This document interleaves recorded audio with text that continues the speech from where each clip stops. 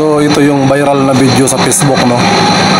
Ito yung pinaka-viral na viral at latest na korupsyon sa isang barangay dyan sa province sa Kabisayaan, na kung saan yung isang buntis na pumila na halos isang araw siyang pumila ng dahil sa DSWD na yan na 10,000. Bagkus yung 10,000 niya, guys, kinikilan siya ng barangay captain nila kasama yung mga alipuris niyang kagawad, na ang 10,000 pagdating sa kanya nagiging 1,500 na lang. Klarong-klarong 1,500 na lang, guys. So ito yung part sa video na nag-viral sa mga social media, na kung saan naman ay ibinalik ng chairman kasama ang mga kagawad yung sobra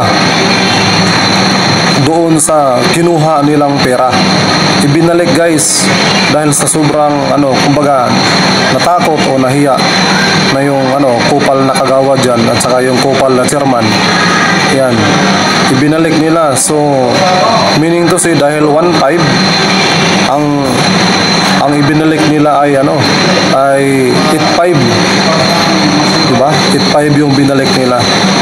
So ito yung video, kung gusto nyo mapanood yung video para wala tayong haka-haka lang, panoorin nyo yung video at panoorin nyo yung kwento ng isang buntis kung paano nangyari sa kanya to. Ito yung video, sana like and share po tayo, at ito po ay reaction video lang. Ito yung bagong Pilipinas ni BBM at ito ang nangyari sa bansa natin. Ito yung video, panoorin nyo at huwag kalimutang mag-share. Gawat ako gahapon, Jismel, ako ang giyatan sa gahapon sa DSWD, Jismel. Pag ako man, pingon, pagtuon ng barangay, parinit ang kwarta dito sa barangay Snawilan. Mura ni gihatan sa 1,500 na.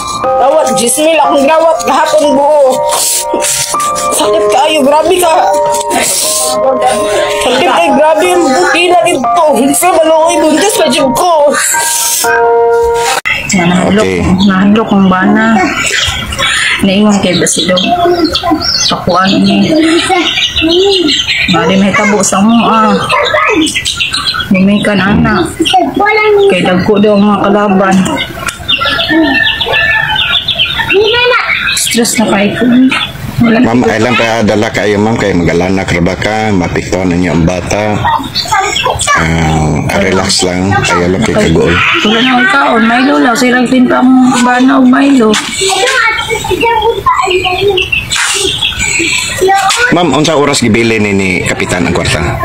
Karon lang yun. Bago lang yun. Mato na sugatan ako ganina. Silatan na. So wala siya daghang istorya sa imo, ha? Papasaylo lang. Siya pasaylo.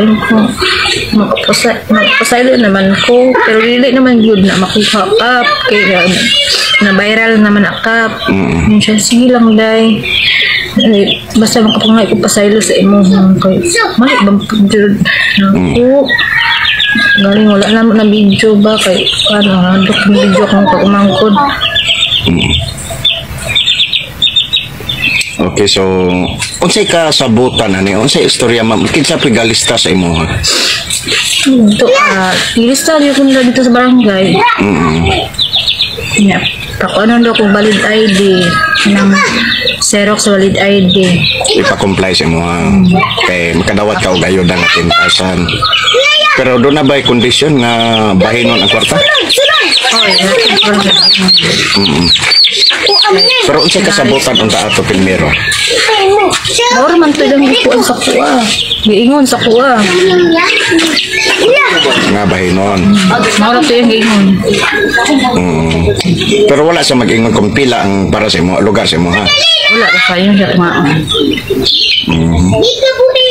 Pag humanday niyo dawat ato ang kwarta, gaya diretso mo sa barangay hall? Wala, dari kay alas 5 naman minaabot.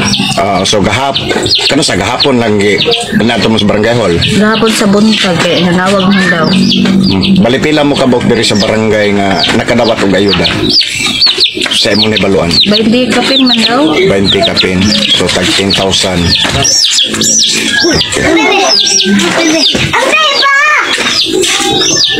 Kisa ito pangalagan nato mo? Unbelievable. Ann Bilyarin. Okay, Ann. Salamat kayo, Ann. Look ba na yung manaw ako. So ayun, kung napanood nyo yung video, sample pa lang yan guys. Sample pa lang yan sa mga nangyayari sa atin.